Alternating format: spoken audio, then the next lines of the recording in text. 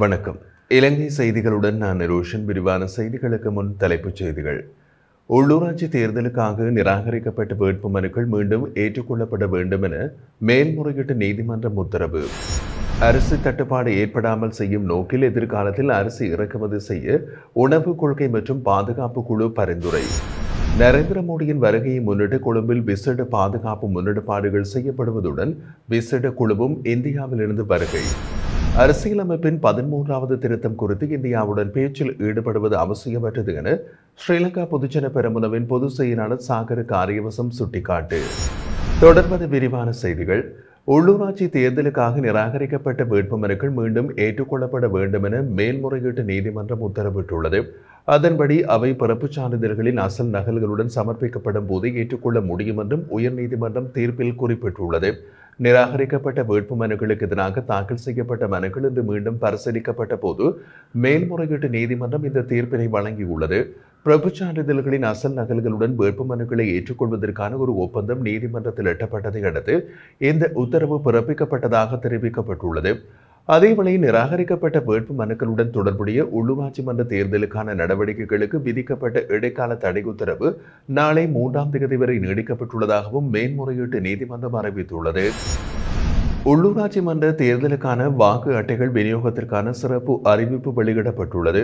அஞ்சல்மா அதிபர் ருவாட் சந்திர தெரிவித்ததன்படி இந்த வாக்கு அட்டைகள் ஏப்ரல் 16 முதல் 29ஆம் தேதி வரை வீடுகளுக்கு விநியோகிக்கப்படும். மேலும் ஏப்ரல் 20ஆம் தேதி சிறப்பு விநியோக நாளாக அறிவிக்கப்பட்டுள்ளதாகவும் அவர் கூறியுள்ளார். இதேவேளை உள்ளூராட்சி மன்ற தேர்தலுக்கான ஹம்பாந்தோட்டை, பொலனறுவை, வவுனியா மற்றும் மொனராகல ஆகிய மாவட்டங்களின் வாக்குச்சீட்டுகள் அச்சிடும் பணிகள் முழுமையாக நிறைவடைந்துள்ளதாக அரசு அச்சு அலுவலகம் அறிவித்துள்ளது. அரசு அச்சக அதிகாரி பிரதீப் புஷ்பகுமார் தெரிவித்ததன்படி ஹம்பாந்தோட்டை மாவட்டத்திற்கான வாக்குச்சீட்டுகள் ஏற்கனவே மாவட்ட தேர்தல் அதிகாரியிடம் ஒப்படைக்கப்பட்டுள்ளன. மேலும் 9 மாவட்டங்களில் தபால் மூல வாக்குச்சீட்டுகளை அச்சிடும் பணி தற்போது நிறைவடைந்துள்ளதாகவும் அவர் குறிப்பிட்டிருந்தார். நுகர்வோருக்கு அரிசி தட்டுப்பாடு ஏற்படாமல் செய்யும் நோக்கில் எதிர்காலத்தில் அரிசி இறக்குமதி செய்ய உணவு கொள்கை மற்றும் பாதுகாப்பு குழு பரிந்துரைத்துள்ளது. தற்போது அறுவடை நடைபெற்றுக் கொண்டிருந்தாலும் சந்தையில் அரிசி விலை அதிகரித்துள்ளதாகவும் சில வகையான அரிசிகள் குறைவாக கிடைப்பதாகவும் குறிப்பிடப்படுகின்றது. இதனால் போதுமான அளவு அரிசி இருப்புகளை பராமரிக்க அமைச்சரவை அரிசி இறக்குமதி செய்வதை கவனத்தில் கொள்ள வேண்டும் என்று இந்த கலந்துரையாடலில் தெரிவிக்கப்பட்டது.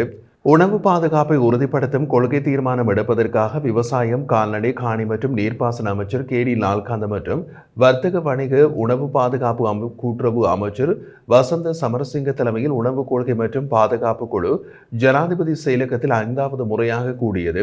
இந்த ஆண்டில் ஏற்பட்ட கனமழையால் 2 முறை பயிர்கள் சேதமடைந்ததால் எதிர்பார்க்கப்பட்ட அறுவடை கணிசமாக குறைந்துள்ளதும் இந்த கூட்டத்தில் குறிப்பிடப்பட்டது.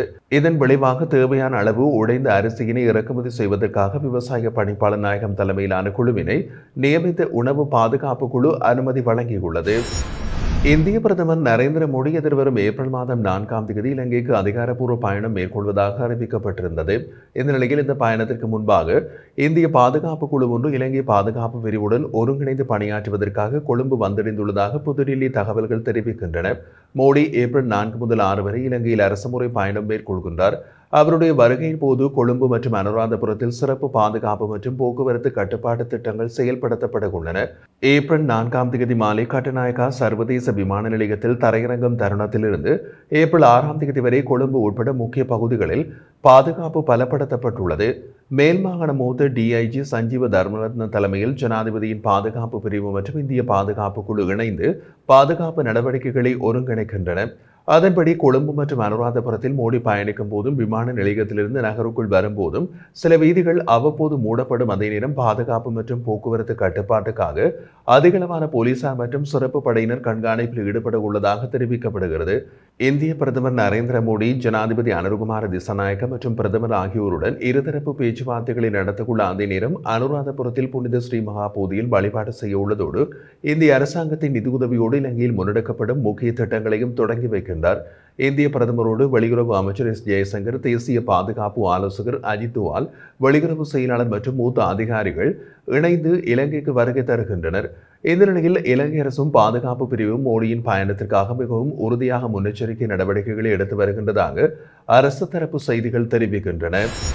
கொழும்பில் உள்ள முன்னாள் ஜனாதிபதி ரணில் விக்ரமசிங்கவின் தனிப்பட்ட இல்லத்திற்கு தீ வைத்ததாக கூறப்படும் ஊடக அறிக்கைகளை இளைஞர் விவகார துணை அமைச்சர் இரங்க குணசேகர மறுத்துள்ளார். ஊடகங்களுக்கு பேட்டியளித்த குணசேகர ஜூலை 9, 2022 அன்று நாடு தழுவிய அமைதியின்மையின் போது ரணில் விக்ரமசிங்கவின் 5வது பாதை வீடு தீவிக்கப்பட்ட சம்பவத்தில் தன்னை சந்தேக நபராக தவறாக அடையாளம் காட்டியதாக ஒரு செய்தித்தாளில் வெளியிடப்பட்ட செய்தியில் அவர் கூறினார். இது முற்றிலும் தவறான செய்தி. நாங்கள் சம்பந்தப்பட்ட காவல் நிலையங்களோடு சரிபார்த்துள்ளோம். மேலும் எங்கள் வழக்கறிஞர்களும் நீதிமன்றத்திடம் விசாரித்துள்ளனர். இந்த சம்பவத்துடன் என்னை தொடர்புபடுத்தும் குற்றச்சாட்டு எதுவும் இல்லை என்றும் இரங்க குணசேகர கூறினார். 2022 ஆண்டு ரணில் விக்ரமசிங்கவின் இல்லத்திற்கு தீ வைத்தது மற்றும் தீயணைப்பு வீரர்களுக்கு இடையூறு விளைவித்தது தொடர்பான குற்றச்சாட்டுகள் தொடர்பாக கோட்டை நீதவான் முன் வழக்கு விசாரணைக்கு வந்தபோது இரங்க குணசேகர நீதிமன்றத்தில் ஆஜராக தவறிவிட்டார் என்று அறிக்கை கூறியது. தவறான தகவல்களை அடிப்படையாக கொண்டு இந்த அறிக்கை தயாரிக்கப்பட்டதாகவும் இது நீதித்துறைக்கு அவமானம் என்றும் அவர் கூறியுள்ளார்.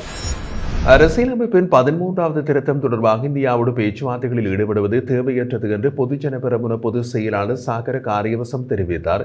இந்திய பிரதமர் நரேந்திர மோடியின் விஜயத்தை கருத்தில் கொண்டு அவர் பேசுகையில், இந்த விஜயம் நாட்டிற்கு பயனளிக்கக்கூடியது. மக்கள் விடுதலை முன்னணியினை போன்று எதிர்ப்பு தெரிவிக்க எந்த கட்சியும் போராட்டங்களில் ஈடுபட போவதில்லை என்று குறிப்பிட்டுள்ளார். அண்மையில் ஜனாதிபதி அனுருகுமார திசாநாயக் இந்தியா சென்று அரசுமுறை பயணம் மேற்கொண்டிருந்தார். அங்கு கைச்சாத்திடப்பட்ட ஒப்பந்தங்கள் அனைத்தும் இன்னமும் முழுமையாக வெளிப்படுத்தப்படவில்லை. சில பொதுவான விவரங்களை வெளிச்சத்துக்கு வந்துள்ளது. இந்தியாவுடன் இலங்கை மேற்கொள்ளும் ஒப்பந்தங்களை தீவிரமாக கண்காணித்து வருகின்றோம். நாட்டிற்கு நன்மை விளைவிக்கும் ஒப்பந்தங்களுக்கு நிபந்தனையற்ற ஆதரவு வழங்குவோம் என்று தெரிவித்தார். அரசியல் அமைப்பின் 13வது திருத்தம் தொடர்பாக காணி மற்றும் காவல்துறை அதிகாரங்களை மாகாணுக்கு வழங்குவதால் தேவையற்ற முரண்பாடுகள் ஏற்படும். இனப்பிரச்சினைக்கு தீர்வாக மாகாண சபை முறைமை அமல்படுத்தப்பட்டது.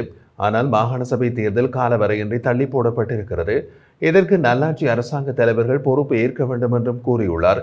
மேலும் மாகாண சபை தேர்தலை நடத்த அரசாங்கம் உரிய நடவடிக்கைகளை எடுக்க வேண்டும் என்றும் அவர் வலியுறுத்தியிருந்தார்.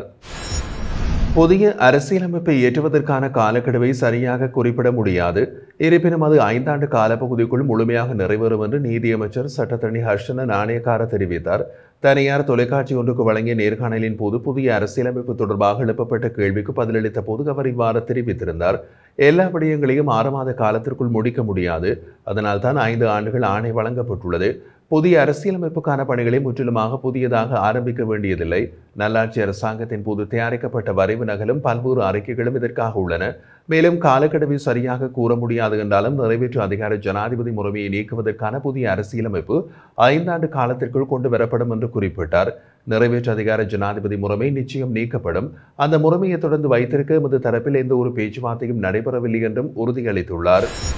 தனியார் துறை ஊழியர்களின் மாதாந்திர குறைந்தபட்ச ஊதியத்தை 27,000 ரூபாவாக உயர்த்துவதற்கான சட்ட திருத்தங்களை விரைவில் அறிமுகப்படுத்துவதாக தொழிலாளர் அமைச்சகம் அறிவித்துள்ளது.